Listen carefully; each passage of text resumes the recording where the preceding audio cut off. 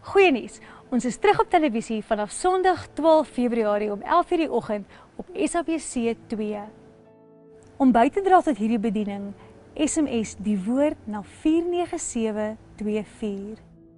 Welkom terug by die oordenking. Is vir my altyd lekker om saam met julle te kuier en saam te sit en bietjie net in die woord in te delf en te sien dinge wat Jesus gesê het en wat ons kan leer. So kom ons probeer hierdie woorde van vandag ook deel maak van ons lewens.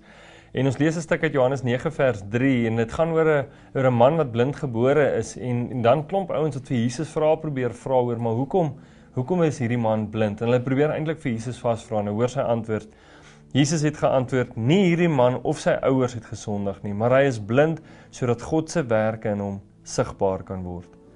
Nou dis nogal 'n moeilike teksvers, want dis nie wat mense wil hoor wanneer hulle deur 'n moeilike tyd gaan nie. Ons sê baie keer sagte antwoorde soos nee, maar is die Here se wil en daai goed en dit maak baie keer mense seer en in my beroep en in ons bediening hoor ons hierdie baie. Wanneer trauma kom, wanneer 'n donker tyd kom in mense se lewens, se werk verloor, hartseer, pyn, dan vra hulle maar hoekom het hierdie gebeur? Hoekom laat God hierdie toe en waar is God en hoekom straf God ons en wat Jesus kom sê is God straf jou nie. Dis nie oor iemand se sonde of jou sonde wat ook al nie, toe sonde deel geword het van hierdie wêreld. Toe sonde afgekom het in hierdie wêreld en toe word hartseer, pyn, dood, verlies, trauma, toe word 'n deel van ons lewens. En dis nie wat God beplan het nie, maar God sê ek gaan hierdie goed gebruik en dit sal my naam verheerlik. Ek sal hierdie situasie omdraai en dit sal in iets positiefs uitdraai. Net soos wat Paulus en Silas in die middel van die nag, nadat hulle geslaan is in 'n tronk gelê het hulle gebid en God geloof en geprys. En toe het God 'n wonderwerk laat plaasvind. So in jou donker tyd, wat is die vraag wat jy vra? Want eintlik moet jy begin uitsien na hoe gaan God hierdie ding verander? In die middel van jou donker tyd, die sonskyn is op pad, die oggend is op pad. Ons is nader aan die oggend as wat ons is aan die volgende nag en God sê sien uit want ek gaan hierdie ding omdraai en almal sal my loof en prys.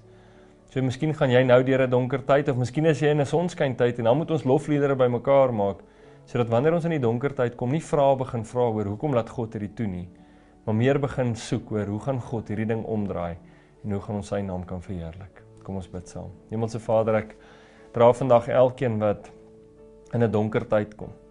Wat nou in 'n donker tyd is wat voel maar Here, ek is blind.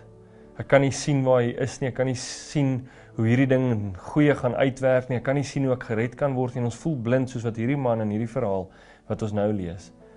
Ek wil bid dat U ons geestelike oë sal oopmaak sodat ons U raak sien. Dat ons U in die middel van ons donker tyd sal raak sien en die lig, die sonsopkoms kan sien van 'n wonderwerk wat U gaan doen en hierdie ding gaan omdraai sodat U al die eer kry en U al die lof kry.